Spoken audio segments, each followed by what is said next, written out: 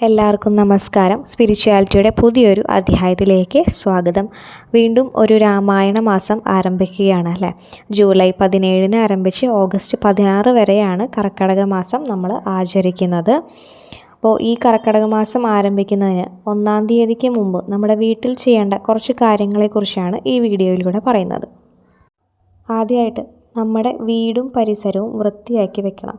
ചപ്പുചവറുകളും മലിനമായിട്ടുള്ള വസ്തുക്കളൊക്കെ ഉണ്ടെന്നുണ്ടെങ്കിൽ അതൊക്കെ മാറ്റി വീടും പരിസരവും നല്ല വൃത്തിയാക്കി ശുദ്ധമാക്കി വെക്കാനായിട്ട് ശ്രമിക്കുക. രാവിലെയും വൈകുന്നേരവും ചാണകവെള്ളം തളിച്ചോ അല്ലെങ്കിൽ നാൽപ്പാമര വെള്ളം തളിച്ചോ ശുദ്ധമാക്കാനായിട്ട് ശ്രദ്ധിക്കണം. അതുപോലെ തന്നെ വീടിൻ്റെ ഉള്ളിലുള്ള മാറാലകൾ കാര്യങ്ങളൊക്കെ അടിച്ച് വൃത്തിയാക്കി വീടിൻ്റെ ഉൾഭാഗവും നന്നായി വൃത്തിയായിട്ട് സൂക്ഷിക്കുക. ഉപയോഗശൂന്യമായിട്ടുള്ള എന്തെങ്കിലും വസ്തുക്കളൊക്കെ ഉണ്ടെന്നുണ്ടെങ്കിൽ പൊട്ടിയതോ കീറിയതോ ആയിട്ടുള്ള വസ്തുക്കളൊക്കെ ഉണ്ടെന്നുണ്ടെങ്കിൽ അതൊക്കെ എടുത്ത് മാറ്റാനായിട്ട് ശ്രദ്ധിക്കുക. പൊട്ടിയ കുപ്പികൾ അതുപോലെ തന്നെ പ്ലാസ്റ്റിക് വസ്തുക്കൾ ആവശ്യമില്ലാത്തതൊക്കെ ഉണ്ടെങ്കിൽ മാറ്റുക.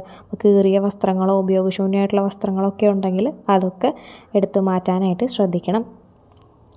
പിന്നെ പ്രധാനമായിട്ടുള്ള സ്ഥലം എന്ന് പറയുന്നത് നമ്മുടെ പൂജാമുറിയാണ്. പൂജാമുറിയും ഇതുപോലെ നല്ല വൃത്തിയാക്കി വെക്കാനായിട്ട് ശ്രദ്ധിക്കുക. എല്ലാ ബിംബങ്ങളും ഫോട്ടോകളൊക്കെ നല്ല വൃത്തിയായി തുടച്ച് വെക്കുക.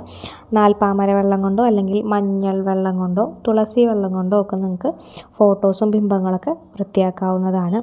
പിന്നെ നമ്മൾ പൂജയ്ക്ക് ഉപയോഗിക്കുന്നതായിട്ടുള്ള വസ്തുക്കൾ, വിളക്ക്, ചെറിയ തളികകൾ അതുപോലെയുള്ള കാര്യങ്ങളൊക്കെ നന്നായി കഴുകി വൃത്തിയാക്കി വെക്കുക. പൂജാമുറിയിൽ ഉപയോഗശൂന്യമായിട്ടുള്ള അതുപോലത്തെ എന്തെങ്കിലും വസ്തുക്കളോ പഴകിയതോ സാധനങ്ങളോ ഒക്കെ ഇരിക്കുന്നുണ്ടെങ്കിൽ അതൊക്കെ മാറ്റാനായിട്ട് പ്രത്യേകം ശ്രദ്ധിക്കണം. തന്നെ അടുക്കളയിലുള്ള പഴകിയ സാധനങ്ങളൊക്കെ ഉണ്ടെങ്കിൽ അതൊക്കെ എടുത്തു മാറ്റി പുതിയത് വെക്കാനായിട്ട് ശ്രദ്ധിക്കുക. പിന്നെ പഴകിയ പൊട്ടിയ പാത്രങ്ങൾ, പൊട്ടിയ കുപ്പികൾ അങ്ങനത്തെ കാര്യങ്ങളൊക്കെ ഉണ്ടെങ്കിൽ എടുത്തു മാറ്റുക. പൊതുവിൽ വളരെ ദൈവിക മാസമായിട്ടാണ് നമ്മൾ കർക്കിടക മാസത്തിനെ കാണുന്നത്. ദൈവിക ആരാധനയ്ക്ക് ഏറ്റവും പ്രാധാന്യം കൊടുക്കുന്ന ഒരു മാസമാണ് കർക്കിടക മാസം.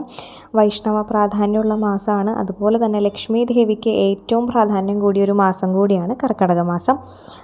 അപ്പോൾ എല്ലാ ദിവസവും 2 നേരവും വിളക്ക് വെച്ച് പ്രാർത്ഥിക്കാനൊക്കെ സാധിക്കുകയാണെങ്കിൽ വളരെ നല്ലതാണ്. രാമായണം ചൊല്ലാൻ സാധിക്കുന്നവർക്ക് രാമായണ പാരായണമൊക്കെ നടത്താവുന്നതാണ്. പിന്നെ നമ്മുടെ വീട്ടിൽ ഈ കർക്കിടക മാസത്തിൽ പ്രധാനമായിട്ട് ശ്രീരാമ പട്ടാഭിഷേകം ചിത്രം വാങ്ങിക്കാനായിട്ട് ശ്രദ്ധിക്കുക. വാങ്ങിക്കുകയാണെങ്കിൽ വളരെ നല്ലതാണ് കേട്ടോ. ശ്രീരാമ പട്ടാഭിഷേക ചിത്രത്തിന് മുന്നിൽ വിളക്ക് വയ്ക്കുന്നതൊക്കെ വളരെ ശ്രേഷ്ഠമായിട്ടുള്ള കാര്യമാണ്.